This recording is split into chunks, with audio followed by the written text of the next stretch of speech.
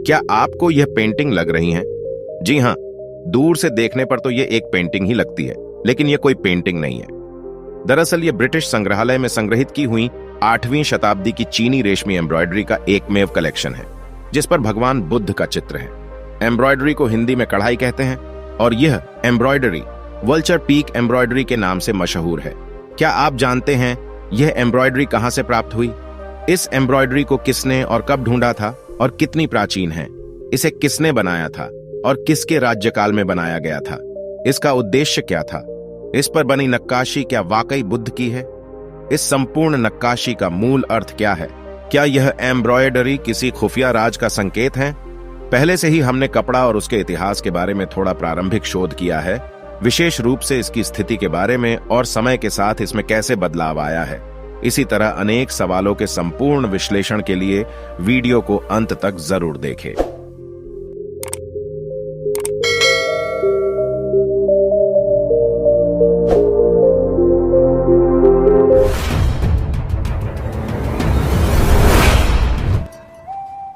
यह एम्ब्रॉयडरी संग्रहालय के स्टीन संग्रह का हिस्सा है, जिसमें बड़े चित्रों का और बड़ी पेंटिंग का समूह है, लेकिन वस्त्रों सहित कलाकृतियां भी इसी सेक्शन में हैं।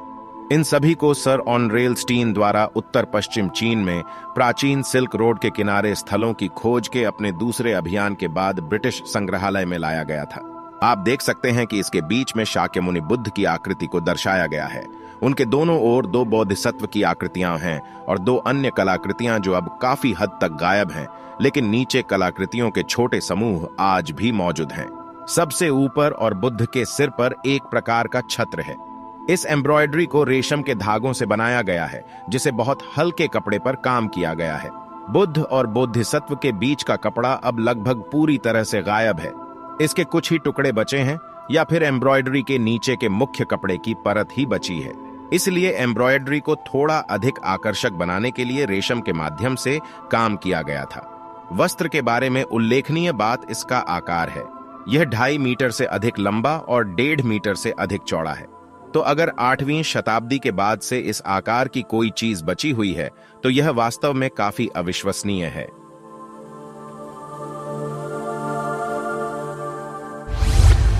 मेरा मतलब है, यह काफी खंडित अवस्था में प्राप्त हुआ था और इसे पहले भी जोड़कर संरक्षित किया जा चुका है, लेकिन फिर भी इसका आज का अस्तित्व अविश्वसनीय है।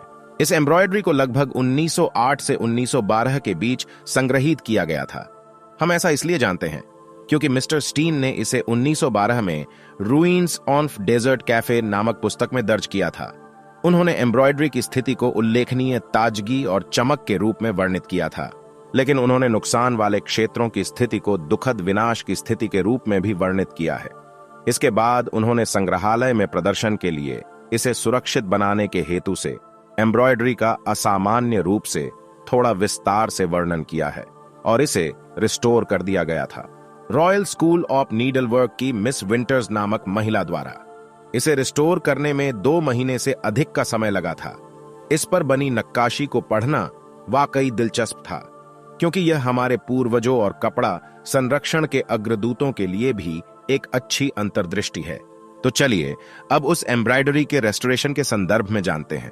वह एम्ब्रॉयडरी अब विफल होने लगी है, और कोई आश्चर्य नहीं, क्योंकि अब 100 साल से अधिक समय हो गया है। अब वास्तव में उसकी स्थिति का आकलन करने की जरूरत ब्रिटिश म्यूजियम को है और यह देखना होगा कि इसे फिर से प्रदर्शन के लिए कैसे सुरक्षित बनाया जा सकता है। यह बुद्ध की नक्काशी से भरी एम्ब्रॉयडरी तंग राजवंश की एम्ब्रॉयडरी का एक अद्भुत उदाहरण है। यह 8वीं शताब्दी की सबसे बड़ी और सबसे अच्छी तरह से संरक्षित एम्ब्रॉयडरी है। इसका प्रदर्शन बहुत कम हुआ है। इसे आमतौर पर इसी ब्रिटिश म्यूजियम में प्रदर्शित किया जाता है। इसे पहले भी एक बार प्रदर्शनी में प्रदर्शित किया जा चुका है और अब हम इसे अगले साल जापान में प्रदर्शित करने के लिए किस प्रकार तैयार किया जाता है यह जानते हैं। लेकिन उससे पहले हम बुद्ध की नक्काशी भरी एम्ब्रॉयडरी के इतिहास के संदर्भ में जानते हैं। यह एम्ब्रॉयडरी सिल्क रोड पर डुनहुआंग में बनी है और इसकी खोज 1907 में सर ऑनरेल स्टीन ने की थी। स्टीन एक हंगेरियन थे जो बाद में ब्रिटिश नागरिक बन गए थे। वह ब्रिटिश भारत से डुनहुआंग तक सिल्क रोड पर संशोधन कर रहे थे। उन्हें तकलामाकन रेगिस्तान के पूर्वी छोर पर, जहां उत्तरी मार्ग और सिल्क रोड का दक्षिणी मार्ग मिलता है, वहां पर एक साइट है, दुनहुआंग, जिसका अर्थ है चमकते सूर्य किरण की जगह, जहां पर अनेक बौद्ध गुफाएं मौजूद हैं। सभी गुफाओं के अंदर दीवार पर चित्र बने हुए थे। स्टीन उन खोजकर्ताओं के समूह में से एक थे जो 20वीं शताब्दी की शुरुआत में सिल्क रोड पर गए थे, और वे इस क्षेत्र से अवशेषों का पता लगाने और खोजने के लिए विभिन्न देशों से एक दूसरे के साथ प्रतिस्पर्धा कर रहे थे। स्टीन ने एक दीवार से घिरी गुफा की खोज की, जिसकी दीवार के पीछे पांडुलिपियों, चित्रों और वस्त्रों से भरा एक पुस्तकालय था। उन्होंने उनमें से कुछ को ऊंटों पर सिल्क रोड से भारत लेकर आए, जहां से उन्हें इंग्लैंड ले जाया गया। उसके बाद सन 1919 में ब्रिटिश संग्रहालय द्वारा अधिग्रहित किया गया। इस अद्भुत वस्त्र के माध्यम से, जो लगभग 8 फीट लंबा है, इसीलिए इसका वास्तव में स्टोरेज करना काफी चुनौतीपूर्ण था, जैसा कि आप देख सकते हैं। जब इसे 1919 में यहां लाया था, तब इसे स्थापित किया गया था। यह एक बौद्ध आकृति को चित्रित करता है, जिसके दोनों तरफ और नीचे शिष्य और कश्यप हैं। यह बौद्ध आकृति उपदेश दे रही है। इसका एक हाथ जमीन पर झुका हुआ है, एक हाथ अपनी पोशाक को ऊपर खींच रहा है। बुद्ध की आकृति के नीचे 2 शेर, जो बुद्ध के संरक्षक स्वरूप में दर्शाए हैं, और फिर उसके नीचे कुछ दान करता है। शायद ये वे लोग होंगे जिन्होंने अपनी आस्था दिखाने हेतु और योग्यता बढ़ाने के लिए इस वस्त्र के निर्माण को प्रायोजित किया होगा। इस आकृति में दर्शाए गया चित्र क्या वाकई बुद्ध का है? इस बारे में विद्वानों में 2 अलग अलग राय है। चाहे वह पर्वत के शिखर पर उपदेश दे रहे शाक्य मुनि बुद्ध हों, जिसे बौद्ध आकृति के किनारे के आसपास की चट्टानों द्वारा दिखाया गया है, या अन्य लोग सोचते हैं कि यह लियांगझू बुद्ध की चमत्कारी छवि है जो वहां के चट्टानों से निकली थी। इसीलिए बुद्ध के चारों ओर चट्टानें हैं।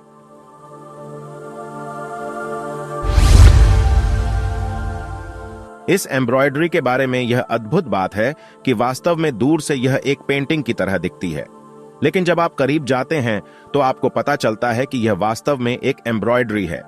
जब आप और बहुत करीब से देखेंगे तो अलग अलग रंगों में टांके दिखते हैं। यह टांके अलग अलग तरीके से बनाए गए हैं और बुद्ध के विभिन्न स्थानों पर घूमते हुए लगते हैं। काली सिलाई में एक प्रकार की रूपरेखा है जो एक स्याही पेंटिंग की रूपरेखा की तरह दिखती है। तो इतनी बड़ी और सुंदर एम्ब्रॉयडरी बनाना वास्तव में एक अविश्वसनीय उपलब्धि है। डुनहुआंग के अवशेष बहुत महत्वपूर्ण हैं।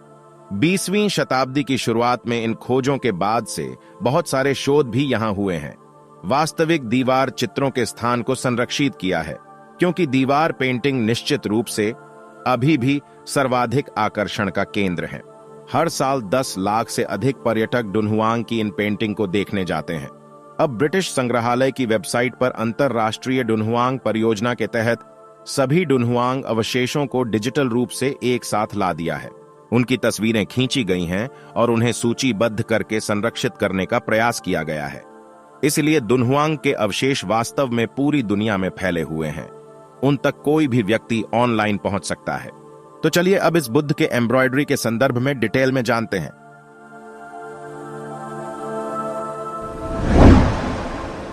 इस एम्ब्रॉयडरी के पिछले हिस्से की पूरी लंबाई देख सकते हैं। पुनर्स्थापन कपड़े को हटाने में लगभग 1.5 सप्ताह का समय लगा और यह काफी चुनौतीपूर्ण था। सबसे पहले हजारों पुनर्स्थापन टांके की सीमा और उसकी नाजुकता भी एक कारण है। उन सभी पुराने टांके को हटाने में बहुत सावधानी बरती है ताकि इस एम्ब्रॉयडरी को कोई नुकसान पहुंचाए बिना उस कपड़े को वापस छील सकें।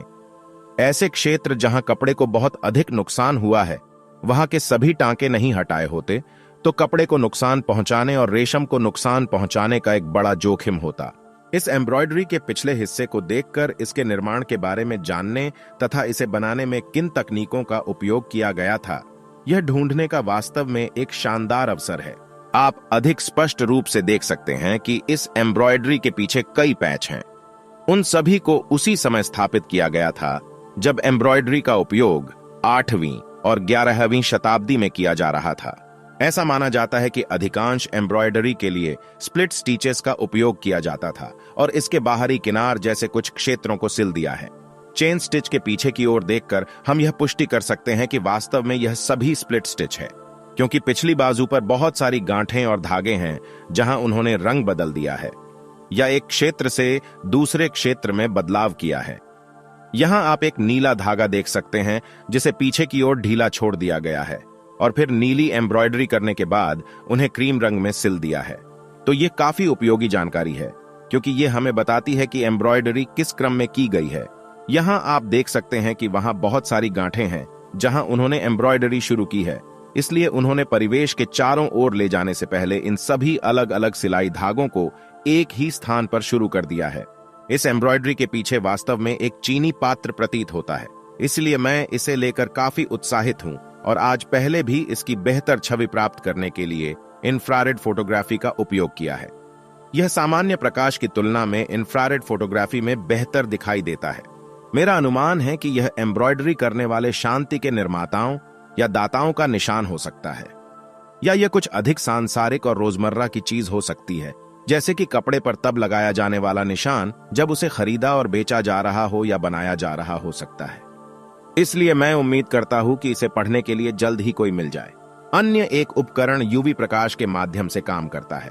यह रंगों की पहचान करने या उन्हें पहचानने में मदद करने का काफी उपयोगी और गैर विनाशकारी तरीका है। इसलिए एम्ब्रॉयडरी पर यूवी प्रकाश डालने पर विभिन्न धागों की तुलना कर सकते हैं। क्रीम रंग के धागे काफी चमकीले लगते हैं, पीले और क्रीम रंग के धागों की तरह, और परिवेश वास्तव में उन गुलाबी धागों में नारंगी रंग का थोड़ा सा प्रतिदीप्त दृढ़ता से प्रवाहित कर रहा है, जो बताता है कि यह एक कुसुम डाई है। इसीलिए यहां यह अत्यंत आकर्षक नारंगी प्रतिदीप्त होता है। इसलिए जब हम पहले बोधिसत्व के वस्त्र के इस हिस्से को देख रहे थे, तो इसके दोनों ओर हरे रंग के दो अलग अलग पैटर्न हैं। इसे यूवी प्रकाश के नीचे देखने से यह बिल्कुल स्पष्ट हो जाता है कि हरे रंग में वह अंतर एक तरफ और दूसरी तरफ मौजूद अलग अलग पीले रंगों के कारण है। यह बुद्ध के शरीर और बांह का बहुत आकर्षक खंड है जो वास्तव में चमक रहा है। एम्ब्रॉयडरी के पिछले हिस्से की वास्तव में अच्छी तरह से जांच करने पर उन रंगों को देखने के लिए विभिन्न तकनीकों, इंफ्रारेड, यूवी का उपयोग करना वास्तव में बहुत अच्छा रहा है। यह जीवन में एक बार मिलने वाला अवसर है, क्योंकि जब इसे पहले बहाल किया गया था तो 1912 के बाद से किसी ने भी इसे रिवर्स नहीं देखा था। उम्मीद है कि अगर ब्रिटिश म्यूजियम की संरक्षण परियोजना अपना काम करती है तो अगले 100 वर्षों तक इस बुद्ध की एम्ब्रॉयडरी को कोई भी दोबारा नष्ट होते हुए नहीं देखेगा।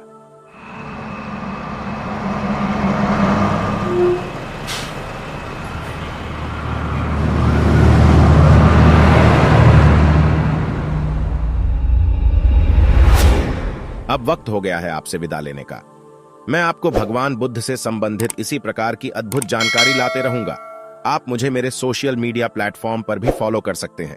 फेसबुक पर आप मुझे बुद्धा पैराडाइज 14 और उमाकांत माने इस प्रोफाइल पर फॉलो करें, तथा इंस्टाग्राम पर बुद्धा पैराडाइज 14 पर फॉलो करें। आज के लिए बस इतना ही, तो जल्द ही मिलते हैं अगले वीडियो में। आप बने रहे बुद्धा पैराडाइज के साथ। जय भीम, नमो बुद्धाय।